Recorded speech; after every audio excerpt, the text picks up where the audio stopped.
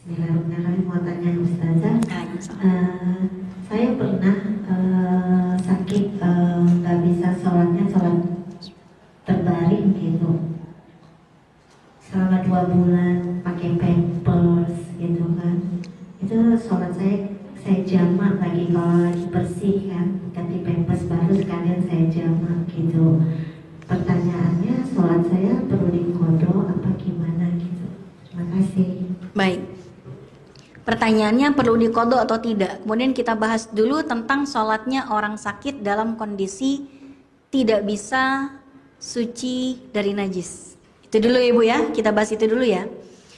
Orang yang tidak bisa lepas dari hadas, karena itu kan pakai pampers berarti kan pipisnya tidak bisa ditahan. Dalam kondisi pakai pampers, atau yang lebih parah Bu, dalam kondisi dipasang kateter. Mungkin nggak Ibu tiap mau sholat kateternya dicopot, habis itu habis sholat dipasang lagi, habis itu mau sholat dicopot lagi? Ngilu Bu.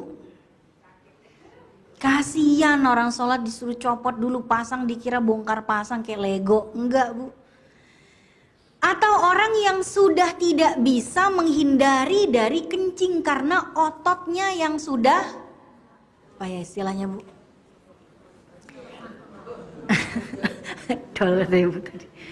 Ototnya sudah tidak berfungsi sebagaimana mestinya.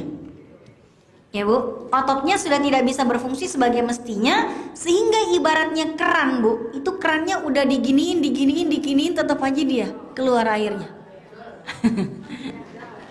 Ya, nah sehingga dia harus pakai pampers. Itu orang yang tidak bisa suci dari hadas setiap saat. Ada lagi seperti wanita istihadah. Mau dibilang haid bukan, dibilang nifas bukan, tapi keluar darah terus karena penyakit. Itu istihadah, dia juga berhadas terus. Itu yang disebut dengan istilah daimul hadas. Orang yang tidak bisa melepaskan dirinya atau tidak bisa mengendalikan dirinya untuk selalu berhadas, itu namanya daimul hadas. Orang yang daimul hadas ini diperintahkan untuk kalau bisa, sebelum memulai sholat, dia bersihkan dulu area vitalnya, habis itu ganti pampersnya, baru berwudu, lalu sholat. Kalau memungkinkan. Tapi jika tidak memungkinkan, bismillah, sholat dalam kondisi yang paling memungkinkan. Karena orang yang dipasang kateter, Mbak Suster kateternya dibersihin dulu ya, saya mau sholat, nanti pasang lagi. Ngilu, luar biasa. Tetap harus wudu. Jadi tetap berwudu, kemudian dia melaksanakan sholat. Begitu juga nanti kalau udah masuk waktu sholat berikutnya, itu lagi ritualnya, wudu lagi, sholat lagi. Bersihkan dulu, ganti pampersnya dulu, wudu, sholat. Ganti pampers, wudu, sholat. Setiap kali masuk waktu sholat, jika memang itu memungkinkan. Maka kalau dia sudah membersihkan area intimnya, udah ganti pampersnya, udah berwudu, dia sholat, keluar pipis selama sholat, itu ma'fu anha, termaafkan. Karena kalau tidak ma'fu Bu, ganti pampers, wudu, sholat, pipis, ganti lagi, wudu, sampai imsak dia begitu. Maka dia ma'fu. Sama dengan orang istihadah seperti itu juga. Masuk waktu sholat, dia ganti pembalutnya, dia wudu, dia sholat. Maka tetesan darah yang keluar selama dia sholat itu ma'fu. Walaupun memang dia diperintahkan untuk menyumbat semampunya, ya pakai pembalut itu maksudnya. Itu Bu ya, seperti itu. Nah itu tentang orang yang tidak bisa menghindari diri dari hadas. Yang kedua tentang dijama. Tadi beliau mengatakan bahwa orang sakit bolehkah dijama salatnya? Boleh nggak Bu? Boleh apabila tidak memungkinkan untuk dia melaksanakan sholat 5 kali sehari. Standar bolehnya menjama adalah kalau dia melaksanakan sholat 5 waktu terkendala khusyuk dengan penyakitnya. Tapi kalau dengan penyakitnya dia masih bisa mengupayakan sholat 5 waktu tanpa dijamak, tidak boleh jamak. Misalnya Bu, ada orang lagi jamak di rumahnya. Kenapa sholatnya dijamak? Kata ustazahnya kemarin sholat boleh dijamak kalau sakit. Mau sakit apa Bu? Sakit hati katanya. Sakit hati boleh gak Bu jamak? Ya enggak lah, enggak. Misalnya Bu, dia sakit pusing kepalanya, dia demam tinggi, dia apa Bu misalnya. Ya susah lah pokoknya kalau dia harus dibangunkan 5 kali dalam sehari. Sama kayak orang di opname Bu. Orang di opname di rumah sakit, ya kan? Dia cukup 3 kali aja dibangunin buat sholat. Contoh, pagi-pagi dia udah dibangunin buat sholat subuh. Habis sholat subuh dia udah dilap-lap, terus makan pagi, terus habis itu minum obat, tidur lagi kan. Siang dibangunin lagi, untuk apa? Makan siang, minum obat, terus sholat zuhur dan asar di jamak takdim. Malam dia dibangunin lagi, ya. Untuk apa? Makan malam, minum obat, sholat jamak takhir maghrib dan isya. Udah. Cukup 3 kali dia dibangunkan. Jangan misalnya dikit-dikit dibangunin, kesian Bu orang yang opname yang penyakitnya parah itu. Nah kalau misalnya kita masih bisa mengupayakan sholat tanpa dijamak, walaupun aduh sakit apa? Sakit panu, kadas, kurap, nggak ada kaitannya Bu, nggak boleh dijamak itu. Itu yang nggak masuk akal gitu, sholatnya sampai dijamak gara-gara panu, nggak ngaruh gitu. Oke, baik.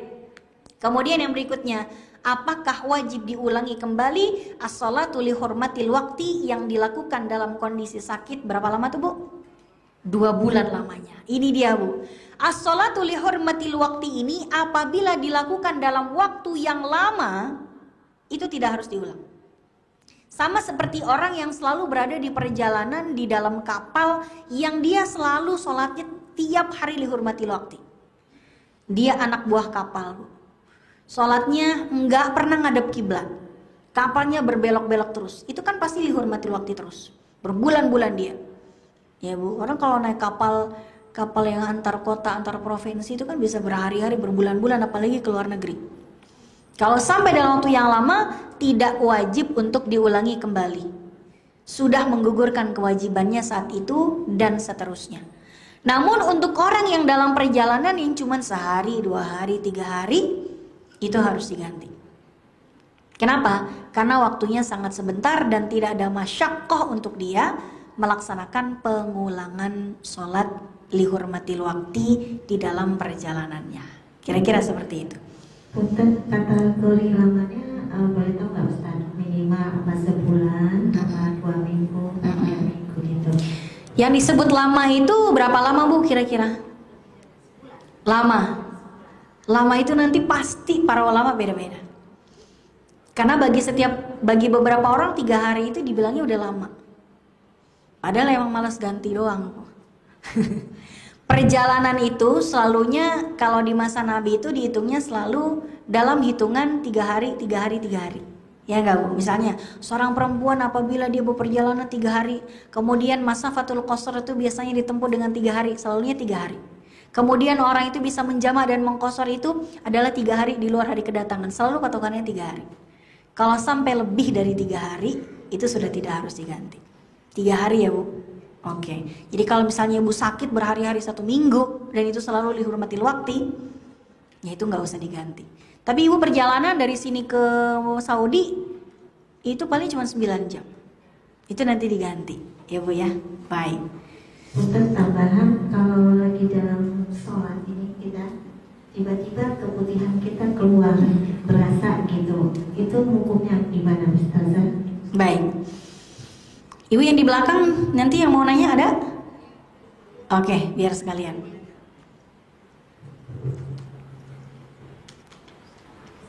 Iya Ibu sekarang. Iya, sama yang di belakang tadi juga angkat tangan. Silakan Ibu. Assalamualaikum Ustaz. Waalaikumsalam.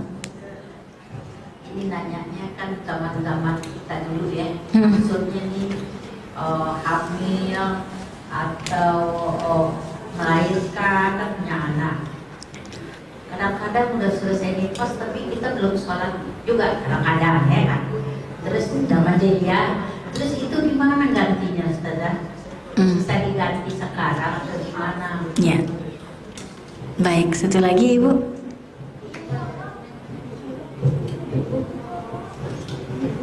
Assalamualaikum warahmatullahi wabarakatuh. Waalaikumsalam warahmatullahi wabarakatuh. Akhir-akhir ini saya sering flu, Terus di dalam sholat itu bersin segala macam, saya ambil tisu terus saya bersihkan, itu batalkan sholat nggak Ustazah?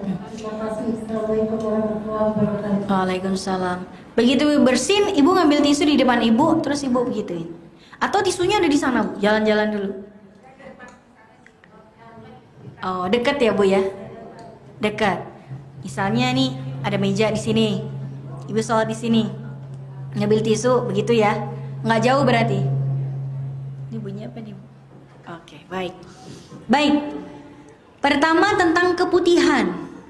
Ibu pakai bedak terlalu tebal tuh namanya keputihan. Baik. Keputihan, Bu. Jadi ada, Bu, istilahnya perempuan itu keluar madhi, wadi, mani. Ada wadi sekarang ini nomor 1. Wadi itu adalah cairan atau lendir dari kemaluan seorang perempuan yang keluarnya tidak terdorong oleh syahwat. Warnanya ada yang, kalau yang warnanya putihnya putih bening, Bu, itu namanya rutubah. Kalau yang warnanya putih susu itu namanya wadi. Dua-duanya dianggap najis tapi tidak mewajibkan mandi keluarnya. Ya, karena yang mewajibkan mandi kan keluar mani. Nah, apa yang keluar dari kemaluan kita itu memang dihukumi sebagai benda najis. Kecuali beberapa saja yang tidak. Apa, Bu, yang keluar dari kemaluan makhluk hidup yang tidak dianggap najis? Bayi, terus telur, ya, kemudian alaqah. Alaqah itu gumpalan daging kalau ada orang yang keguguran, sama mudghah, gumpalan daging, gumpalan darah. Air mani apakah najis atau tidak nanti khilafiyah. Madzhab Syafi'i mengatakan air mani tidak najis tapi keluarnya mewajibkan mandi. Mayoritas ulama menganggap air mani itu najis dan mewajibkan mandi. Oke, baik. Nah, karena keputihan itu najis, maka kalau kita sholat keluar keputihan, itu hukum asalnya memang batal. Pertama karena kita keluar sesuatu dari kemaluan. Yang kedua karena kita terkena najis. Hanya saja ada istilahnya, Bu, Ibu pernah dengar gak? Najis ma'fu anhu.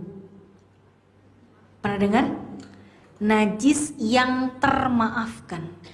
Najisnya sih gak pernah salah, Bu. Cuman istilah aja.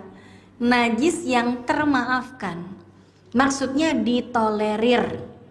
Contoh, Bu, najis ma'fu anhu tuh ya. Ibu kalau makan sate kambing, ibu tahu nggak cara pembuatan sate kambing itu dicuci dulu nggak kambingnya? Nggak kan? Nanti perengus, ya kan? Jadi daging kambingnya itu cuma dilap-lap pakai daun pepaya, habis itu dipotong-potong, dibiarin, begitu ada darah yang keluar dibuang. Tapi dagingnya langsung dibumbuin, ditusuk-tusuk, kemudian dibakar. Ada sisa-sisa darah di serat dagingnya ada, tapi sangat sedikit sekali. Itulah yang disebut sebagai najis ma'fu anhu. Boleh kita makan karena najisnya terlalu amat sangat sedikit sekali banget deh. Sama seperti darahnya nyamuk, Bu. Ibu lagi sholat, ada nyamuk, Bu. Ngueng, ngueng, ngueng. Gemes kan Ibu ya? Ngueng. Habis itu nemplok di sini, Ibu tepok. Plok. Ada darah nggak? Tapi selama darahnya itu tidak membentuk buliran lalu dia mengalir, nemplok doang di sini, itu ma'fu. Termaafkan. Ya, itu termasuk yang termaafkan. Termasuk kalau keputihan yang sangat sedikit sekali itu juga termaafkan karena saking sedikitnya dan sulit menghindarinya. Ya, Bu. Jadi kalau keputihannya sangat sedikit itu ma'fu, tidak batalin sholat, tidak mengganggu wudhu dan sholatnya. Tapi kalau berlebihan ini yang hati-hati. Kalau banyak, wudhu ibu bisa batal karena keluar sesuatu dari kemaluan, sholat ibu juga ikut batal karena terkena najisnya. Batal wudhu, otomatis batal sholat juga, tambah lagi kena najisnya. Gitu. Jadi tergantung banyak atau tidak. Sekarang kalau ibu tanya, standar sedikit atau banyak itu bagaimana kita parameternya? Kalau madhab Syafi'i tidak ada parameternya, pakai feeling. Kalau menurut kita berlebihan, batal nih sholat saya. Tapi kalau menurut kita ini dikit, berarti tidak batal sholat kita. Tapi kalau di dalam madhab Hanafi bu, kira-kira kalau dikumpulkan najisnya tidak lebih dari 1 tapak tangan. Banyak banget bu. Maka orang-orang di Pakistan di mana-mana, kalau dia kena cipratan kencing bajunya, selagi nggak banyak dan kalau dikumpulkan nggak segini, mereka tetap sholat dengan bajunya itu. Walaupun rada-rada pesing. Karena standar buat mereka selagi najisnya nggak segini banyaknya kalau dikumpulin, itu tetap sah sholatnya. Makanya di Indonesia nggak ada bu Hanafi. Orang Indonesia kebanyakan Syafi'i yang sangat amat peduli sama najis. Ya bu. Di dalam mazhab Maliki standar banyak itu kalau melebihi 1 koin dinar, kira-kira duit 1000-an koin. Jadi kalau misalnya keputihannya sebanyak itu atau lebih dari itu, maka dianggap berlebihan dan bisa membatalkan sholat kita. Di Syafi'i standarnya feeling, nggak ada standarnya. Oke baik. Pertanyaan yang berikutnya tentang sholat yang nggak dilakukan di masa lalu. Ganti nggak bu? Ganti nggak bu? Ada qadha sholat nggak bu itu dulu? Ada qadha sholat nggak bu? Ada. Gini bu, misalnya saya ngutang sama ibu 10 tahun yang lalu saya ngutang sama ibu 20 juta. Belum saya bayar sampai sekarang. Apakah utang saya otomatis lunas gara-gara saya nggak bayar sejak berpuluh tahun yang lalu? Tetap dianggap utang nggak bu? Tetap dianggap utang. Maka sama seperti hutang-hutang kita di masa lalu, seperti sholat dan puasa, itu juga tetap dianggap hutang. Jadi kita cuman bisa mengira-ngira, kira-kira saya badung-badungnya zaman jahiliyah itu berapa lama. Cuman kita yang bisa untuk memperhitungkan perkiraannya. Ibu beli 1 buku agenda khusus utang-utang sholat dan puasa. Misalnya bu punya utang kalau disatuin setahun kali. Setahun ada 365 hari kali 5 waktu sholat. Kurangi 1/4-nya dah sama haid-haidnya gitu bu ya. Misalnya ibu utangnya zuhur, utangnya 180 zuhur, 180 asar, 180 maghrib, 180 isya misalnya. Kira-kira bisanya berapa lama ibu untuk menghabiskan hutang ini? Cepet kok. Ibu tanpa sadar punya kemampuan melaksanakan sholat puluhan rakaat tiap harinya. Ibu kalau Ramadan taraweh kan, berapa tiap malam bu tarawehnya? Ada yang 8, ada yang 20 kan? Kita ambil yang paling dikit deh, yang 8. 8 rakaat ibu per malam kali 30 malam udah berapa? 8 kali 3 udah 180 rakaat ibu taraweh per bulannya. Bayangin. Itu belum dihitung sholat fardunya, belum ditambah lagi sama rawatibnya, belum tambah tahajudnya, belum sama witirnya, belum duhanya, belum syuruknya. Ibu dalam 1 bulan itu ratusan rakaat ibu bisa kerjakan tanpa sadar. Kalau kita itu punya motivasi kuat untuk bisa melaksanakan ratusan rakaat tarawih per bulannya, kenapa kita juga tidak punya motivasi untuk mengqadha ratusan sholat yang kita harus tunaikan di masa lalu? Harusnya itu lebih termotivasi. Kalau tarawih cuma ibu bisa lakukan di bulan Ramadan, qadha itu bisa ibu lakukan di bulan apapun. Harusnya bisa lebih cepat selesainya. Jadi mulai sekarang nih, ibu kira-kira utangnya berapa, lalu tiap habis sholat isya, ibu langsung nih kerjain sholat qadha. Ntar suami ibu bingung, perasaan belum Ramadan gitu ya, kok udah tarawih istri saya, padahal lagi qadhain sholat. Qadha sholat yang sudah lalu tidak harus persis sama untuk kita lakukan di waktu qadhanya. Contoh, ibu mau mengqadha sholat zuhur tidak harus dilakukan di waktu zuhur. Ibu mau qadha sholat subuh nggak harus nunggu subuhnya datang. Kalau sholat reguler harus pada waktunya. Tapi kalau qadha itu tidak harus sesuai dengan waktunya, karena Rasulullah dan para sahabat yang kesiangan bangun subuh itu qadha subuhnya di waktu duha. Pasti tadi Bu nanya, emang Nabi pernah kesiangan? Pernah Bu, sekali-kalinya seumur umur. Beda sama umatnya Nabi Muhammad, berkali-kali kesiangannya. Sangat mudah bagi Allah untuk membangunkan nabinya di waktu subuh, tapi itulah skenario Allah. Pernah sekali Nabi dan satu kompi pasukan dibikin kesiangan semua. Bayangin, kalau bukan karena takdirnya Allah Bu, gimana kok bisa sekompak itu satu pasukan, coba kesiangan semuanya. Di masa perang apa itu Bu? Ada yang bisa jawab gak? Di perang Khaybar tahun ke-7 Hijriah. Jadi di perang Khaybar tahun ke-7 Hijriah itu Bu, Rasulullah itu pernah udah pulang ke Madinah, udah tengah malam, kata Nabi, ini kita nggak bisa ngelanjutin perjalanan nih, udah pada lemes semuanya. Udah kita bikin tenda aja sekarang, kita istirahat, besok pagi kita lanjut perjalanan pulang ke Madinah. Tapi kudu ada yang jaga biar kita nggak kebablasan nih subuhnya. Bilal nunggu ya, jaga ya. Siap Nabi. Udah semua tidur, Bilal bengong Bu sendirian aja dia kan, di mondar mandir, nggak nongol-nongol itu fajar shodiknya. Waktu subuh nggak datang-datang. Udah sholat ini, sholat itu, tilawah ini, tilawah itu, nggak nongol-nongol juga. Mau main Instagram, mau Facebook belum ada waktu itu. Akhirnya Bilal itu duduk dulu kali ya, bentar, capek. Salahnya dia nyender Bu. Nyendernya tahu nggak nyender ke apa? Perut onta tuh Bu, empuk banget, lebih empuk dari spring bed. Dia terbangun gara-gara badannya diguncang-guncang oleh Nabi. Kata Nabi, bangun Bilal, bangun. Gimana sih, katanya mau jaga. Begitu dia buka matanya, matahari udah terang. Astagfirullah, maaf Nabi, saya nggak pernah tidur senyenyak ini, maaf. Lalu apa kata Nabi? Udah, nggak usah banyak alasan, azan sekarang. Sekarang azannya, azan apaan sekarang ya Rasul? Kan sekarang udah duha. Udah azan aja, yang tidur biar cepat bangun, yang bangun biar pada ngumpul.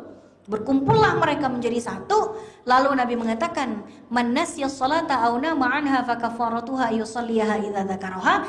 Siapa yang terlupa atau tertidur sampai dia itu tertinggal melaksanakan sholat, dia terkena kafarat, wajib mengganti sholatnya ketika dia ingat bahwa dia punya utang sholat. Di waktu duha itulah Nabi dan para sahabat mengqadha sholat subuhnya. Enggak usah nunggu besok lagi sholat subuh. Besok nunggu subuh ya kita qadhanya, enggak. Nabi juga pernah mengqadha zuhur, asar dan maghrib di waktu isya di perang Khandaq tahun ke-5 Hijriah. Karena perang Khandaq terjadi dari pagi sengit sampai malam, sehingga para sahabat itu baru bisa melaksanakan sholat zuhur, asar dan maghrib di tengah malam, di qadha. Jadi zuhur dan asarnya mengqadha tidak perlu nunggu besok zuhur, enggak. Di waktu isya itulah Nabi mengqadha zuhur, asar dan maghrib, kemudian ditutup dengan pelaksanaan sholat isya berjamaah. Jadi sekarang, tapi Nabi jangan dikira gini Bu, berarti Nabi aja pernah kesiangan, boleh kali ya kita kesiangan. Enggak Bu, enggak, itu cuma sekali-kalinya Nabi kesiangan subuh. Itu juga karena skenarionya Allah udah satu kompi semuanya begitu. Oke, jadi Ibu silahkan dicatat utang zuhurnya berapa, utang asarnya berapa, utang maghribnya berapa, utang isyanya berapa. Lalu Ibu cicilin tiap malam. Tiap malam misalnya saya mau nyicil 10 qadha zuhur. Besoknya lagi 10 qadha asar. Besoknya lagi, kalau perlu Bu kayak sholat raweh 20 rakaat Ibu kerjain, berarti dapat berapa zuhur tuh ya? 20 bagi 4 berapa tuh? 5 zuhur tiap malamnya. Kalau subuh tuh dapat 10 tuh Bu. Itu ya. Sholat tahajud biasanya 20 rakaat, 2 rakaat aja, sisanya dipakai buat qadha. Nggak apa-apa, kita prioritasin yang wajib, baru kemudian kita yang sunnah. Kalau yang sunnah aja kita termotivasi, masa yang wajib kita tidak termotivasi. Baik, yang terakhir pertanyaan Ibu tadi, Ibu kalau misalnya lagi sholat, lagi flu, ngambil tisu dekat Ibu, kalau misalnya tidak bertindak, bergerak berlebihan, nggak batal sholatnya. Ya Bu, tidak batal sholatnya. Kenapa? Ya ibaratnya Ibu lagi sholat di belakang pintu, ada yang assalamualaikum, Ibu buka kuncinya, ceklek, lalu Ibu lanjutin sholatnya, nggak apa-apa. Nah kalau Ibu sholatnya di sini, pintunya di sebelah sono, Ibu jalan dulu ke sono, udah dari tadi batalnya. Kalau bergeraknya cuma sekali, set, udah. Atau misalnya Ibu nggak ketemu tisu, mau kena apa boleh buat Ibu mau kena, gitu ya. Batal nggak Bu? Nggak batal, tapi habis sholat mau kenanya dicuci. Kenapa nggak batal? Karena ingus itu bukan najis. kotor tapi bukan najis. Gak apa-apa nggak nemu tisu, pakai mukena aja dulu, toh nanti habis sholat juga mukenanya dicuci. Bu, udah jam 3, masih bisa buka lagi nggak Bu? Atau kita tutup? Punten, tadi geser gitu, saya kan punya pelihara kucing. Setiap bergelar sajadah mau sholat, dia kan nutupin sujud saya, suka gini, nggak berlebihan kan Ustaz? Iya, kalau ibu geraknya sekali nggak berlebihan. Daripada ibu sibuk musirin kucing, ibu aja gerak ke samping sekali kan nggak masalah. Iya, ibu aja yang gerak ngalah sama kucingnya. Nah kalau kucingnya ibu udah begini, nggak gerak-gerak dia Bu. Ibu ke samping aja, gerak ke samping nggak apa-apa. Bukan berubah arah ya Bu, ibu dari sini pindah ke samping biar bisa sujud di sampingnya si kucing. Baik. Ya, Vina. Ya. Assalamualaikum warahmatullahi wabarakatuh. Waalaikumsalam. Ustaz, ini terkait dengan haid. Kan saya juga maksudnya saya sendiri pribadi juga masih kadang-kadang masih bingung gitu ya. Sebenarnya batasnya perempuan haid itu mulai dan akhirnya itu dari mana sih? Kadang kan kita bisa jadi haid itu mulainya dari yang baru coklat-coklat sedikit gitu kan, apakah itu sudah dihitung haid atau memang benar-benar harus keluar darah, dan pada saat berhentinya itu pun apakah, saya pernah dengar soalnya kan sampai keluar lendir bening gitu ya. Nah sebenarnya tuh seperti apa sih kalau secara fikihnya itu untuk haid itu? Ya. Haid dimulai sejak keluarnya darah. Darah haid itu ada 5 macam. Pertama al-humrah, merah. Kedua yang nomor 1 bukan al-humrah, as-sawad itu hitam. Yang kedua al-humrah, merah. Yang ketiga syukrah, coklat. 4 as-sufrah, kuning. Al-kudrah, keruh. Keruh itu Bu bukan kuning, bukan putih, bukan hitam, bukan merah, butek aja. Iya, bisa krem, bisa rada-rada abu, ya. Iya bisa. Jadi ketika ibu keluar coklat, itu sudah bisa dianggap sebagai permulaan haid. Durasi maksimalnya adalah 15 hari, 15 malam. Durasi minimalnya adalah 24 jam total dari semua hari yang keluar. Kemudian bagaimana kita menghitung atau menentukan masa suci? Ada seorang sahabiah bertanya kepada Sayyidah Aisyah sambil membawa kapas atau tisu yang berwarna kekuningan. Kapas ibu ya. Kapasnya sudah berwarna kekuningan. Dia bertanya pada Aisyah, "Wahai Aisyah, saya tanya, ini saya udah gak keluar merah sama hitam lagi, tinggal kuning kayak begini. Apakah saya udah boleh mandi apa belum?" Apa kata Sayyidah Aisyah Bu? La ta'jalan, jangan buru-buru, hatta taraina al-qassah al-bayda, sampai kamu itu melihat ada al-qassah al-bayda. Apa itu al-qassah al-bayda? Ada 2 maknanya. Makna pertama dari al-qassah al-bayda itu adalah keputihan. Begitu sudah mulai keluar keputihan, itu tandanya darah sudah berhenti mengalir dari rahim. Yang kedua, al-qassah al-bayda dimaknai dengan betul-betul warna putih, sehingga ketika kita mengambil kapas atau tisu lalu kita colek ke lubang vagina, itu sudah tidak ada bercak sama sekali. Jadi patokannya bukan ke pembalut ya Bu. Mungkin darah masih keluar dari rahim kita tapi tidak menetes sampai pembalut. Maka patokannya kalau ibu tidak menemukan keputihan, ambil tisu atau kapas basah, dicolek mohon maaf ke pintu kemaluannya. Kalau misalnya masih ada bercak, jangan mandi dulu, tapi kalau sudah benar-benar putih, silahkan mandi. Kira-kira seperti itu. Kalau masih kuning-kuning, coklat-coklat, jangan. Oh, masih ada. Kalau ngomongin haid yang panjang, ya silakan. Nah, ini cara ngitungnya nih agak panjang saya jelasinnya. Iya, jadi gini Bu, maksimal itu kan 15 hari. Tapi kalau ibu sampai lebih dari 15 hari, berarti ibu mengalami haid plus istihadah. Ibu harus pilah mana yang haid, mana istihadah. Ingat, menentukan istihadah tidak selalu dimulai dari hari ke-16. Banyak orang salah di situ. Dianggapnya udahlah kalau keluar darah 20 hari, 15 hari haid, hari ke-16 sampai 20 istihadah. Enggak, ibu cek di kitab manapun ibu nggak ketemu itu. Nggak ketemu. Jadi pertama, kalau bisa bedain warna darah, pembedaannya pakai warna darah. Kalau nggak bisa bedain warna darah, maka merujuk kepada durasi kebiasaan. Kalau bisa bedain warna darah dulu. Kalau ibu keluarnya lebih dari 15 hari. Tapi selama ibu tidak keluar darah lebih dari 15 hari 15 malam, maka darah apapun yang keluar di masa itu, apakah itu konsisten 15 hari atau terputus-putus, pokoknya dari keluar darah sampai berhenti total tidak lebih dari 15 hari 15 malam, maka dihukumi haid semua 15 hari. Ibu keluar 2 hari, bersih 5 hari, keluar lagi 2 hari, berarti ibu haidnya 9 hari. 2 plus 5 plus 2. Itu Bu ya. Kenapa? Ibu berhenti total sebelum datang atau tidak lebih dari 15 hari 15 malam.